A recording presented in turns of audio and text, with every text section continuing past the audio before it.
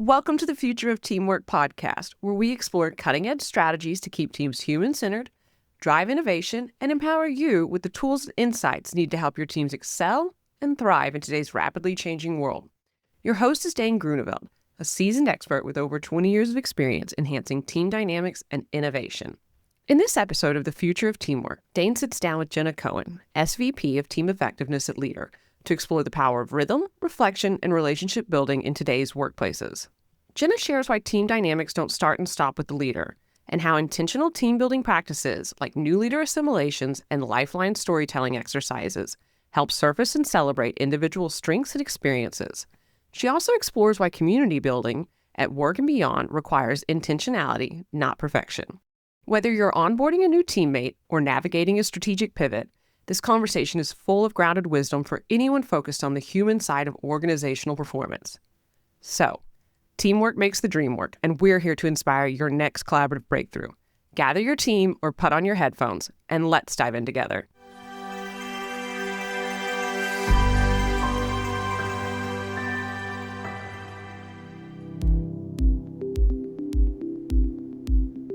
Welcome to the Future of Teamwork podcast. My name's Dane Groeneveld, CEO of the Huddle 3 Group. And today I'm joined by a friend and colleague, Jenna Cohen. So Jenna is the Senior Vice President of Team Effectiveness on our team at Leader. And it's going to be fun just having a conversation outside of our day-to-day jobs here. So welcome, Jenna. Thanks, Dane. I'm excited to be here. It's always good to kind of connect with people, new friends and existing friends in this format. I just find the curiosity and conversation super cool. So let's just start with wind the clock all the way back to how did you come to be doing all this cool work in this field? Tell us more about you. Yeah, thank you. So I would say if I go back to it's my second job out of undergrad, I was working in a nonprofit doing work with international partnerships between communities here in the Boston area and in Israel and Ukraine, actually. And there are sister city relationships. And I found myself as a program coordinator for some of the efforts that were underway between those communities, one of which was a learning exchange between NGO leaders in Haifa, Israel, and Boston. And through that work, I got the opportunity to learn from and meet many different nonprofit leaders in both cities, as well as to design and facilitate and create space for learning and conversation between those leaders, sharing best practice, sharing experience, commiserating on common problems that they were aiming to solve for, and learning from different approaches to that cross-culturally, cross-geographically, and also things that were quite similar as ways to address those challenges. That after that experience for about 5 years, I went to business school where I learned that there was a field around organization effectiveness and development, which often showed up in the HR space within organizations.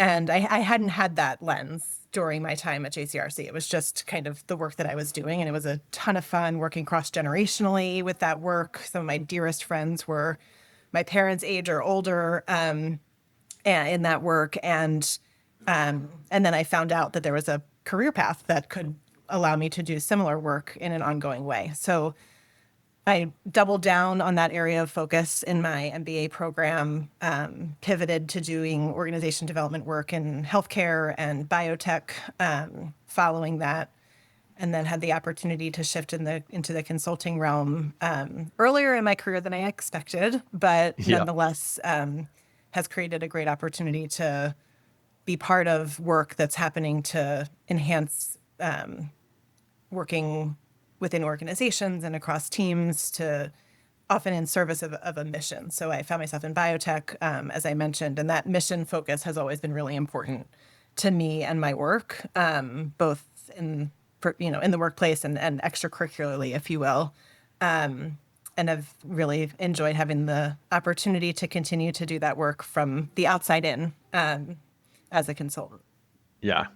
It's cool because while you say you came to consulting earlier than you expected, it sounds like your time there at JCRC was actually more consultative, even though you weren't a consultant. Yeah, I think very true. I think throughout my career in different ways, there's been a consultative element to my work. Even at Biogen, for example, I was an internal org effectiveness partner to the R&D organization and to corporate functions. And that was very much you know, providing insight and reflection and experience to help to elevate the performance of those teams and organizations in a consultative manner. So it has definitely been a thread. Yeah. And for listeners out there who aren't all that familiar with organizational effectiveness, organizational development, what's the layperson's kind of description of what that means, different from what traditional HR functions kind of do day to day? Yeah. So the way I would describe the work is really helping organizations and teams think about the structures, processes, and people that are going to enable the work forward to drive the business performance or the desired outcomes of that moment in time or of the organization as a whole. So I really see it as um, helping to connect the dots between how do we want to organize ourselves so that we can operate efficiently and effectively, ensuring that we have the right people and capabilities in place to do that, and doing it proactively too, right? There's many times that it's reactive, right? You're doing a reorg because something has happened financially to the organization, and ideally though you've done some of the work ahead of that moment in time to have an understanding of what's most critical for us going forward. And yes, we might be able to have more than that for the time being, but what is most critical for us, and knowing that it's dynamic. And I think that's why it's an ongoing element, right? It's the macro environment is ever changing. The internal environment is ever changing. That pace, as we all have felt, continues to somehow become faster and happen more in a more interconnected way also. So I would also say that the org effectiveness work is about helping to orient to the larger picture by connecting the dots holistically, internally and externally, to really drive the areas of focus that are going to matter most. So as I reflect on the words you used, insight, reflection, experience, and we talked about the consultative elements of this, when you've worked with teams in this capacity, do you find that you're often reacting to a problem, like you might have mentioned there, even in the JCRC days, or are you shifting more towards an opportunity more attached to strategy? Like, when do people pick up the phone and say, gee, we really need the OD team to come in and help us through this moment? Yeah, I think my experience is it's been a mix. Yeah, I have the most fun when it's proactive, right? When there's cool. the opportunity to think ahead, even 6 months ahead. It doesn't have to be like you're looking trying to look through a crystal ball, but there's the acknowledgement that there's something around the corner. Yeah, And my job or other people's job is to help see around that corner, to create space to surface what different people in the room's perspectives might be of what is around the corner, right? And helping to set the organization or team or community up for success with that anticipation in mind. So I think that when there's a known strategic pivot, yeah, or having done a lot of work in biotech, when you know that you've hit a milestone where commercialization is now in your timeline within reach, right? There's still a lot of time to fill to get that right, but to wait until the 11th hour is typically foolish, right? right. There's things that you can be doing proactively to set yourself up, even culturally too. I think the other element of org effectiveness work is helping leaders and teams set up the container, right, for the work, the culture, the framework of leadership, the expectations of how you want people to show up as they deliver their expertise and towards their goals. That how Yes. matters a lot, as many of us have experienced. And defining that as a choice, right? That's a leadership choice. That's an organizational choice. And the fun work that I see in org effectiveness is taking a step back with the team to do that with intention, right? And Yeah. not just make it like it can just happen, but more likely it's going to serve you better if it's done with intention and continuously reviewed. Not you don't need to do a deep dive assessment per se, but a pause to say, does this still work for us as we make this strategic pivot? Are there Yeah. elements of how we do things that we need to let go of, that we need to double down on, that we need to pivot slightly, that we need to introduce that is net new because we're operating in a totally different environment, whatever that might be. And being open to, like helping teams be open to that as possibility and excitement as opposed to burden. Yeah. No, I like that. And it actually it raises a question around the unit of measure. Is it like are you coming in to do that proactive work with a team or a function or whole org? Do you find that there's a better jumping off point, particularly when things are changing quickly? I'd just be intrigued by your view there.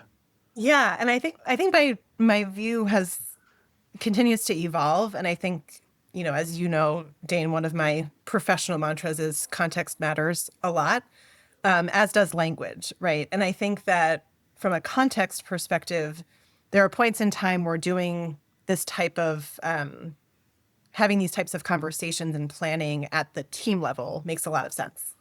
Yeah. There's other times where that's too limiting because that team is not operating in a vacuum and has to be playing nice with teams to the left and to the right and in order to get their work done. So to make any significant change requires at least some subset of teams within the broader organization. And Yeah. then there's other times where the pivots cross the need for change is a call to action across multiple groups.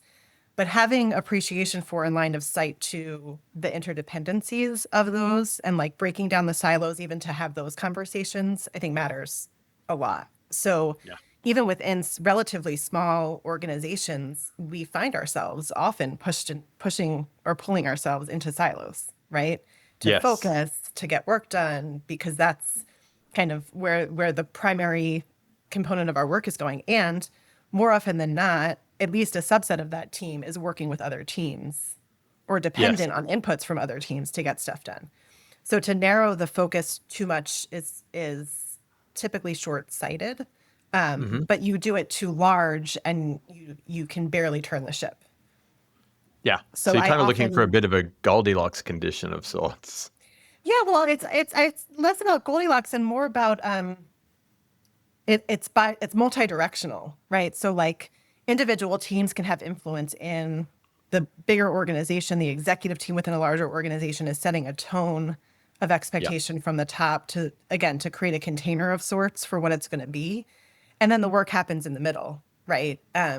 And that's where, so much of organizational health and is lies in the hands of mid-level, mid to senior level team leaders or team of team leaders Yeah. to engage people in an effective way to drive the work. No, I like that. I think that we've had a few guests on the show that will often talk to the team of teams or the team ecosystem in an organization. Because you're right, at an individual level, you get a wonderful leader, comes new into an organization, has a really cool view on how they want to set their team or department up. And no matter what their intentions are, they don't contain all of the work that their team does. There's all of those other interfaces. So you can kind of pilot certain behaviors and maybe influence others from where you're finding your own success and energy, but it's hard to really land cohesive and sustainable outcome, just as one leader of one team amongst many. Yeah, and that peer alignment at that mid-level, right, cross-functionally is huge, right? Because Yeah. you are helping and shepherding, leading by example, right, across the organization in a much more cross-functional, hands-on way than the most senior of leaders, right? And in a conversation I was having today, there's also the notion that you can have very strong individual leaders, but their teams being fully engaged and activated as part of that leader's accountability and journey matters a lot, right? So we can't be over dependent on building healthy team leaders. It has to be the teams overall, right? As a new leader comes into an organization, organizations will do new leader assimilations. The way that we typically think about that, though, is yes, a new leader is coming in, but it's really a new team forming, right? Through that, Yes. maybe it's just the new leader that's new, but that's creating a disruption in the team that is a moment to step back and say, okay, what do we need to know about this leader? But also, what does the leader need to know about us? What are things Yes. that are going well that we can't lose sight of? What does this new leader create opportunity for us to think about differently? And how can we come together as a team, not just in service of the leader being successful, but in service of all of us being successful? Yes. Yeah, we had Leanne Davey on the show, and she was just talking about how dynamic teams are, and in exactly what you just said. You bring one new person onto the team. It doesn't even have to be a leader. It just could be a key team member, Yeah. and the whole dynamic of the team can change. So this concept of the new leader assimilation, most small teams, businesses kind of think that onboarding and orientation is really like, here's the company, here are our main tools, here are our goals, get started. But your view on new leader assimilation, I'd like to hear a bit more about that. Like, how can you, as a leader of an organization or as a team member that's bringing new talent in, how can you kind of create the conditions to have those conversations, create more affirmation and awareness? Yeah. I think that there's more time and space than we sometimes give ourselves permission to Hmm. create to build relationship and connection. So ensuring that leaders onboarding or the new team members onboarding is inclusive of one-on-ones and like beyond the first 30 days, right? That becomes a cadence, at least for a period of time across the team, so that Yeah. because in those one-on-ones you're getting to know each other, but you're also creating some safety in asking questions and being curious, right? About the work, about the organization, about the individual. All of it is important, right? As you create even 20, 30-minute conversations and keeping that as some type of rhythm that works for you, right? That rhythm is going to look different as you figure out what the level of required connection, if you will, from a professional day-to-day work standpoint might be. But at Yeah. first, connecting with your team members on a somewhat regular cadence helps to build that. And we find that in our work that professional intimacy that you can create in your relationships by just getting to know each other as human beings Yep. and also appreciating that new perspective that is being invited into the team with this new person joining is a gift. Like there's a lot that can be gleaned from that individual's experience, and they're going to learn from you too, as far as what you've been doing and what's been working. But that requires some safety, right? There's ego, Yeah. like we're human, Yeah. right? So it's not to challenge what you know to be your experience, but it is potentially to introduce different possibility right through that. So I think that's huge. I think that's extremely important. I think the other thing is not assuming that just through like your initial onboarding conversation and orientation that it all kind of sinks in as Yeah. applied, right? Like there's things that we're going to be oriented to that aren't going to really come to life for another quarter, right? Whether that's planning for a board presentation or an understanding the board dynamic.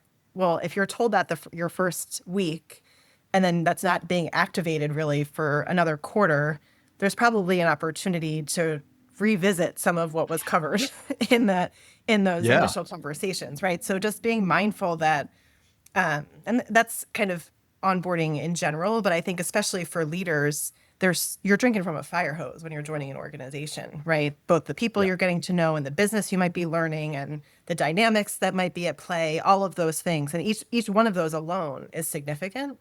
So Yeah. ensuring that there's an opportunity to revisit, and that there's genuine opportunity for them to ask questions and not just assume because they've done it somewhere else, they can do it here. That whole going back to context matters, right? Like it likely looks different, right, in that Very different. organization. I wonder, so if there's a listener out there right now, and let's say they're a CEO or president of a business, they're bringing a new leader in, they've never done a new leader assimilation, and you sit down with them and you give them a blank piece of paper and you kind of say, hey, these are the conversations, pieces of information that we should do with this new leader. Like, how would you, let's say you've only got a few minutes with them, how would you coach them into structuring that on the run? Yeah, it's a good question, Dane. I would say create the opening through how they're talking to people for feedback and observation to be shared, but in both directions, right? So Yeah. set that as an expectation. Like, as I come in, I'm going to have observations of what I see and learn and curiosities. You're going to have the same of me, and that's okay, right? Yeah. And then it's, once you've been in seat for, call it 30, 60, 90 days, whatever your time horizon might look like, we're going to ask the team to step back and reflect. What do they still curious about of you as a leader, and as an individual? Yes. What things are going well, not just about you as the leader, but for us as a team? Yeah. What's getting in our way? If we were to introduce one new way of doing things, what would it be and why would that matter, right? And create an opportunity for some conversation about that. And Yep. then invite you back into the room to play back answers to questions they might have, or to engage in the conversation with them about solutioning, right? So relatively quickly moving Yep. to action. And it doesn't have to be, it's often not big things, right? It's in the category of little big things in my mind, right? Yeah. The small actions that we can take individually and collectively that move the needle over, sometimes in the moment and other times over time. So Yeah. defining those early in your tenure and then circling back to that, right? So, the other practice that I would suggest is having a standing agenda item on your quarterly discussions or whatever the cadence is for you. Not monthly, that's probably overkill, but like on a regular basis, checking in. We committed to these things. Yeah. How are we doing? How could we be doing that better? Are there new things that have come up? Are there other rubs that are in our way, both either internally amongst ourselves or with some key stakeholders in the organization? And what can we do about Oh, I it? like that. But having that be a topic of conversation by design. And if Yeah. the answer is there's nothing, great, move on to the next thing, but at least have the space. I like that layout, those kind of three key pieces, because it's not, something you need to spend hours, pulling PowerPoints together and library of materials. It's very conversational, and A it's flip chart iterative. and some Post-it notes, you're good. Yeah, that's powerful. That's powerful, because I think a lot of leaders fall into the trap of saying, well, it's better that we just go sink or swim. We've got some materials. You just go in there and talk to people.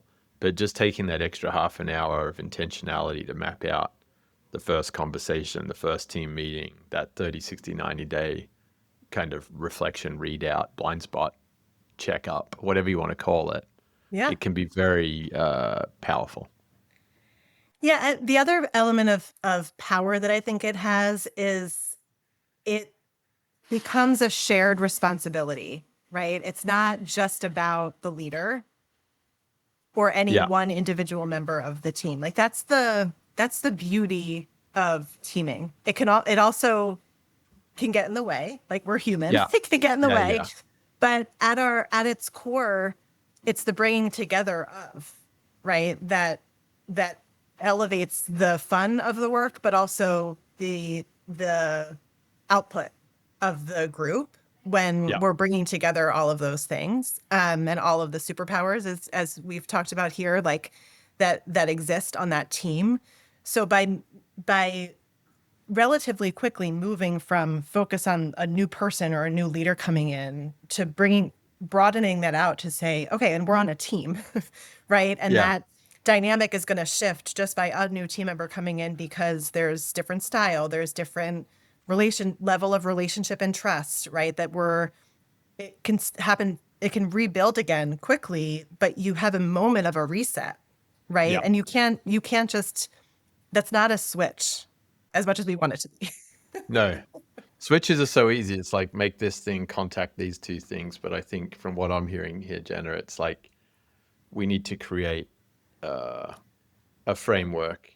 I love the way Yeah. you talked about creating that recognition that we're going to be open to feedback, and we're going to get into this rhythm. I think rhythm's another key word that you use there.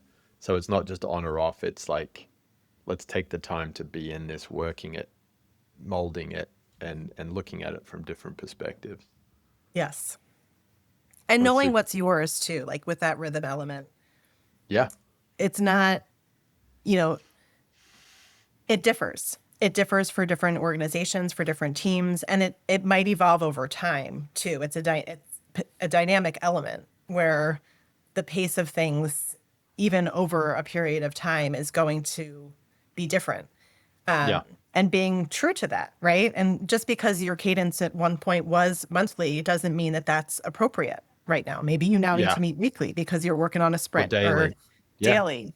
Other times, like quarterly is sufficient, right? I think in the whole conversation around productivity and time, Mm-hmm. right? Like it's a construct, but it's real, and Yeah. it comes with pressure and stress for people.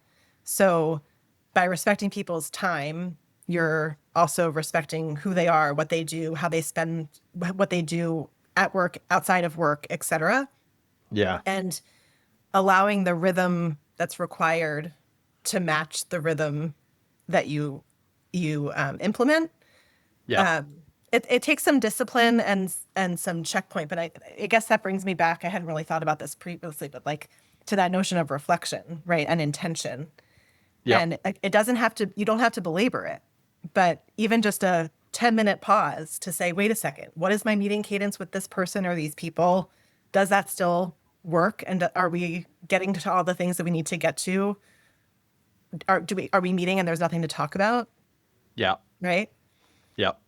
That There's can be a really powerful.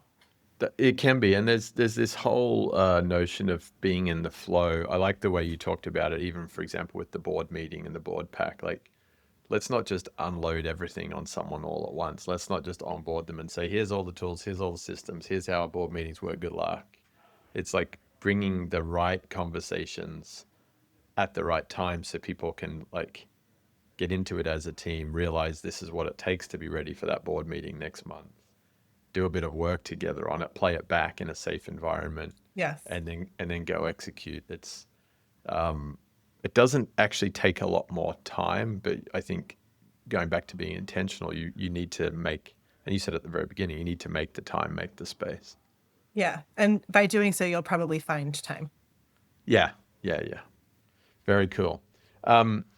Superpowers is an interesting one. You touched on it there. We were at rugby training this week, and one of our coaches said to all of the players, he said, "We're all playing the same game, but we're in different parts of the team, and each of you have your own superpowers. So your goal for tonight is to really work out what is your superpower, and I want you to focus on that tonight." And I thought that was so fun and playful because we're all doing very similar drills, but this person's tackling, this person's kicking, this person's communicating, and they're creating more like muscle memory and awareness of what it is that makes them stand out. So, when you're doing, whether it's a new leader assimilation or you're going in to do some org effectiveness work, how much does the individual's competency, capability come into light outside of their role and responsibility? Like, are superpowers something that you're seeing tracked more or acknowledged more in teams? I would like it to be. I mean, I think one approach that we take to that is through creating space for some storytelling. And whether that's an extensive kind of lifeline exercise or asking people to reflect on a pivotal moment in their career or in their life that kind of helped to define kind of who they are and how they got to where they are now. Yeah. That surfaces. Sometimes we use a superpower language or something like that, but even without that, I think it provides line of sight to what makes someone excitable, right? Like what drives Yeah. them. We'll often sometimes incorporate like through a leadership team's journey of kind of coming together and aligning and being more effective in that capacity, surfacing up what are your pet peeves? Like what does, if Yes. anyone does it, like it doesn't matter if it's your partner or your colleague or your direct report or a neighbor, but like what gets under your skin? And just it's amazing to me, like the exhale along with the laughter Yeah. that comes with that, right? It's like we remind ourselves we are all people. We have our things. Yes. Sometimes they have room to show up. A lot of times we feel like they don't. But when there's room for them to show up and just be named, Yeah. it is a relief, right? And it's without judgment. And people are going to come to that question and answer it to the level that they are comfortable, right? For the lifeline, some people stay purely in the professional zone and there's still insight. There's still a gift that they're sharing Yeah.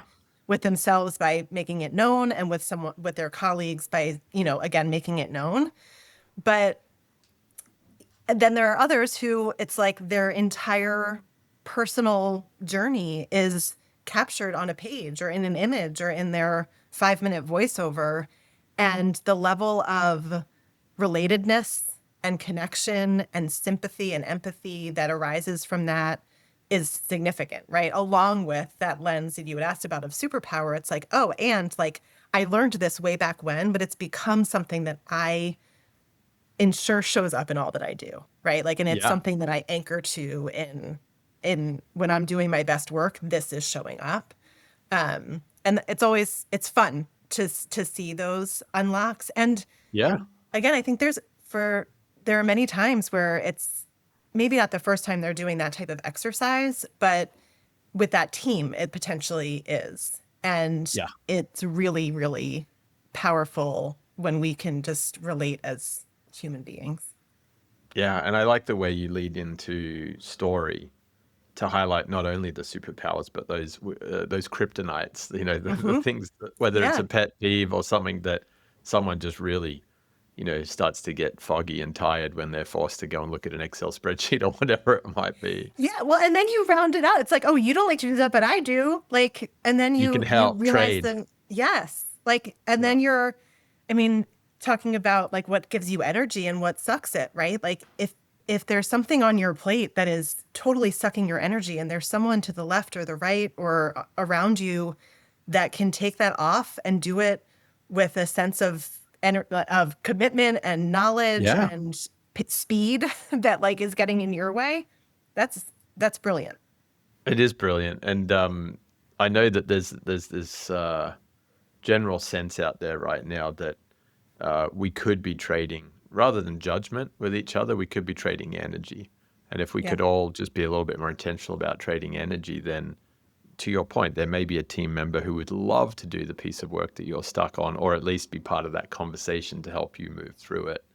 Yeah. But all too often we just get stuck doing our job and lock ourselves down when we're falling behind. We don't feel safe to go out and share and say, guys, I've got this on and it's absolutely killing me this week. Yeah.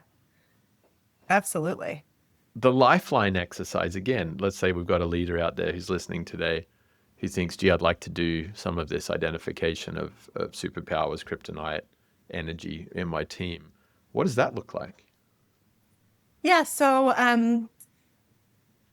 it's an exercise where we encourage people to think about their life's journey to date Yeah. and to capture it in a way that resonates with them. So I've been in teams where either on the team or facilitating where people capture it graphically, other Mm-hmm. people capture it a bulleted list, others, they draw a very creative image or picture, or, icons or things like Yeah. that. So even just in how someone tells their story can be very telling of who they are and how their brain thinks and how they express emotion or not, with what Yep. level of comfort they come to that. So that alone, I think, can be a really interesting takeaway. But what we encourage people to think about is, as you think about your journey in your life to date, personally and or professionally, how would you capture highs and lows, peaks and valleys? What are moments where um, you maybe took a left turn instead of a right and it had an impact? Yeah. What choices were made for you versus that you chose, and how did that play out? Where did you have kind of inflection points or dips, however you define that in your journey? Where Who are people that entered or exited your journey that had an impact on you and your experience? And we leave it somewhat open, like those are guiding questions. Cool. And then we ask folks to depict that. Sometimes it's pre-work, sometimes it's done in the room real time. And then give people typically 8 to 10 minutes each to share that out. And it provides that opportunity to tell and own your story or the version of your story that you're comfortable sharing in that setting. Yep. Creates an opportunity for curiosity and questions too. So we open it up for the team members to seek to understand different elements that they hear. And it really is a share. So sometimes we'll do it all at the front end of the session. Other times we'll kind of pace it throughout a day or a day and a half so that it's not one and done kind of as part of the agenda, but throughout kind of give people the opportunity to storytell. Yeah. And it's interesting. There's been multiple teams that I've worked with where are people that have worked together either on that team or in a different team earlier or for a longer period of time. And many times they learn things for the first time. So people who have known each other That's for cool. 10, 15, 20 years are like, oh my gosh, I never knew that about you. And like, that's really interesting because, right, like they see Yeah. something that is clearly a result of or was impacted by the experience that the person shares. It really increases awareness and appreciation for each other just at a basic level of human connection. Yes. Yeah. Yeah, it goes back to the professional intimacy element, right? Like, I Yeah. think it's something we talk about often, and sometimes it gives people like a little bit of a reaction. But I think we have found in the work that we've done with teams, and I've kind of observed this throughout my career, that when you open yourself up just a little bit beyond your comfort zone Yeah. into what we'll often refer to as your stretch zone, right? You create tremendous possibility in the relationships with the people that you're working with that then just drives the ability to do better, more fun work together, right? Yeah. It doesn't mean that you're divulging all your deepest, darkest secrets or that you're going to be best friends with everyone that you work with. That's not the intent. No. It's more about acknowledging that the context that we're in is not the context we've always been in, and the contexts that we've been in previously have helped to inform how we are showing up in the Yes. now, and that can be a helpful way to be related with, communicated with, partnered Yeah. with, etc. I think that's a cool exercise. We should work with Alicia to kind of put out a little kind of one-pager exercise for any listeners who kind of want Yeah, to go and do this for their own team. And absolutely. they can obviously reach out to you and get help if needed. But that's a great segue into what we were discussing pre-show, which was one of your biggest hopes for the future of teamwork, which was really around community. So these little exercises like the Lifeline or the New Leader Assimilation and all of the other ways that you can be more intentional about creating time and space to talk about how you work together.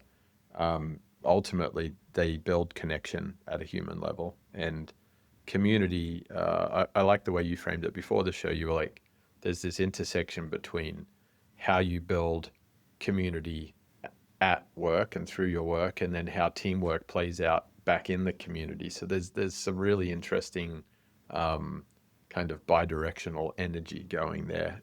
I'd love to get more of a sense of, when you see a healthy team, a team that is being very intentionally engaged in the way they do their work, their mission, what they're fighting for, what their purpose is. How does that spill over into, internal community and wider community? So I think that spillover is not always appreciated in the moment, but is very powerful. Yeah. None of the work that we do in any facet of our lives happens in a vacuum. So whether that's within your family dynamic, within your neighborhood and your town, within your organization, industry, right? Like the circles overlap, and we're part of something bigger, always. And I think that the implications of what happens within one has a trickle effect to what happens on others. Yeah. Again, I think there's many times it's intangible or below the surface, but that doesn't mean it isn't having an impact or anything like that. I think about some of the community work that I'm currently involved in my town. Yeah. Really is related to financial challenges for the town that has direct impact on all services, inclusive of schools. And this is not unique to my town in Massachusetts. It is a statewide challenge. Yeah. So when we look left and right and we see override here, success, override here, fail, that we're immediately looking to the success stories to understand what we can be doing to ensure we're successful. We're looking to where there was failure and having a significant amount of empathy for the impact that that's having on town members and leaders and systems that need to now do more with less over and over and over again.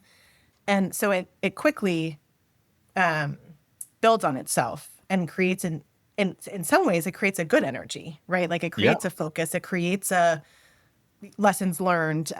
It creates a level of relatedness too, like, oh, we're not in it alone. And like, we need to solve our local problem before we can even think about potentially solving our broader state problem.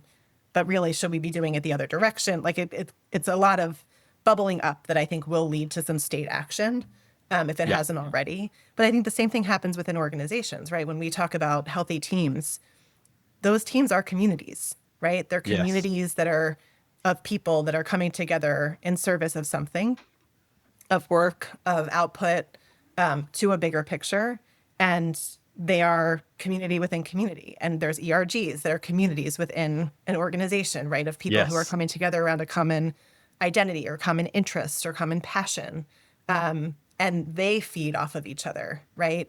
But it's the system, right? It's the ecosystem within which we find ourselves that the common denominator professionally, I've talked about it being teams, but in the kind of broader world, it's the community element. And there's, having a healthy community, it requires diversity of thought and perspective and engagement. Even everyone that I'm working with on this initiative in our town, we're coming at it from very different perspectives. There's people who have lived in this town for decades and others like myself who are newer to town. There's people who have children in schools, and there's people who the most critical thing is that there's ambulances available, because they're elderly or they have someone in their home who depends on that service more regularly than they would like, but more regularly, right?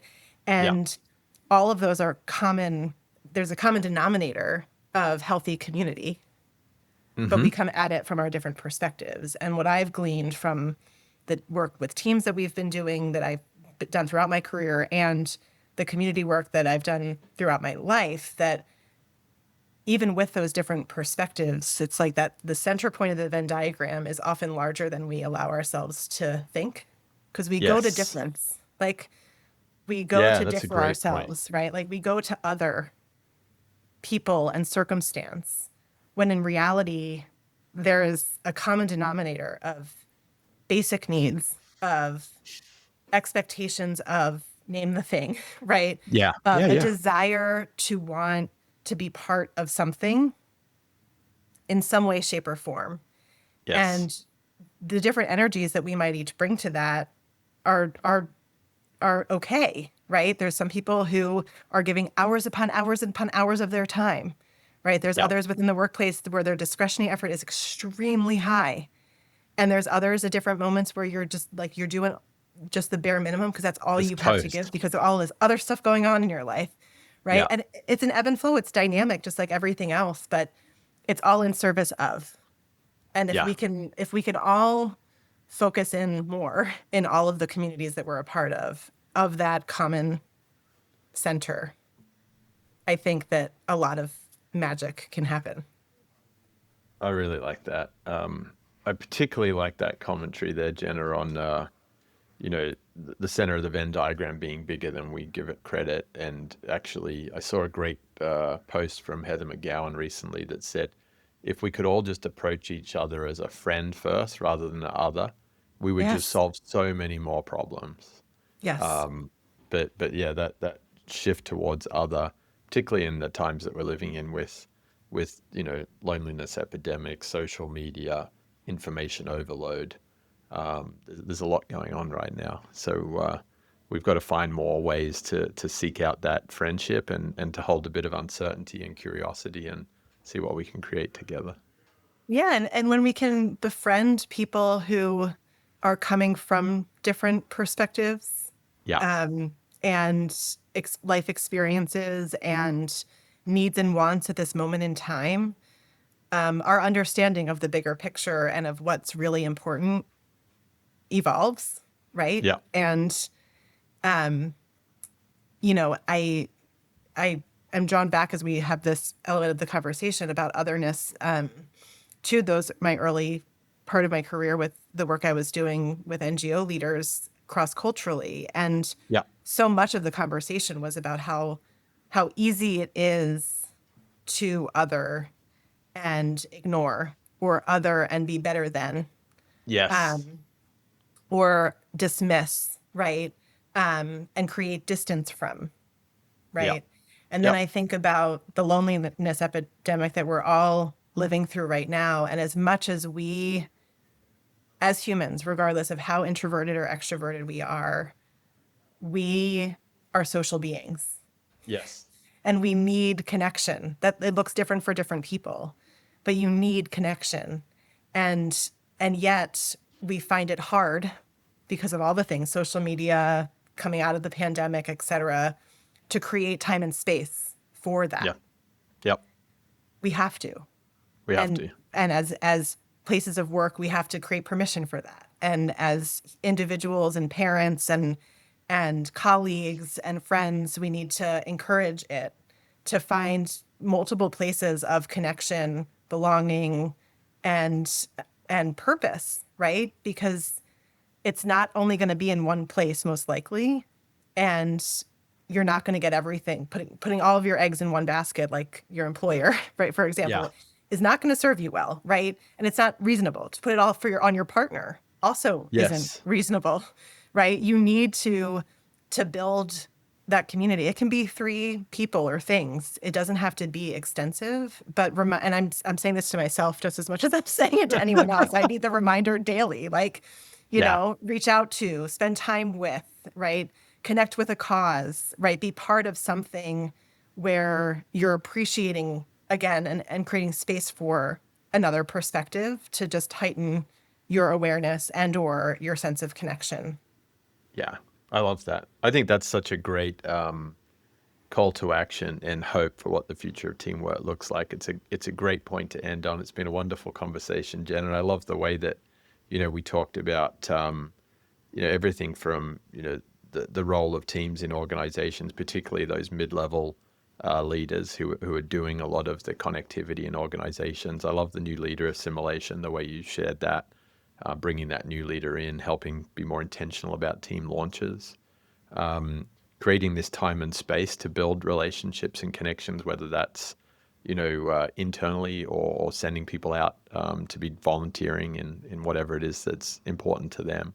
And there's this general theme of rhythm that you touched on there too, and creating the safety to be having the feedback, to be being curious, to be exploring difference and building trust within that. I thought that was super cool. Storytelling, I always love when we touch on storytelling, but I love the way that you use the lifeline to kind of capture superpowers and kryptonite and just awareness of each other. And coming into that final piece of the conversation, not relying on one thing, like not putting all your eggs in one basket, having, multiple communities, multiple teams to tuck into for, whether it's curiosity or embracing discomfort and your growth edges, or, playing different roles, understanding other people's perspectives. I think in the micro and the macro, it can help you build better products in your workplace. It can also help you build healthier communities for, kids and friends to be growing up in. So cool conversation. Thank you for the time today. Thank you, Dane. It was a pleasure. Yeah. And if any of our listeners want to reach out and find you, extend this conversation, learn more about the new leader assimilations or lifelines or other exercises that you like to run with teams, where do they best connect? I would say LinkedIn is probably the best place to find me. Awesome. We'll make sure we connect you in all of the show notes. And we'll talk on Monday. Sounds good. Thank you. Thanks. Thank you for joining us. Remember that by embracing vulnerability, trusting our intuition, and approaching challenges with compassion, we not only strengthen our teams, but also pave the way for a future where collaboration thrives. If you're hungry for more insights, strategies, and research on collaboration, head over to thefutureofteamwork.com. There, you can join our mailing list to stay updated with the latest episodes and get access to exclusive content tailored to make your team thrive. Together, we can build the future of teamwork. Until next time.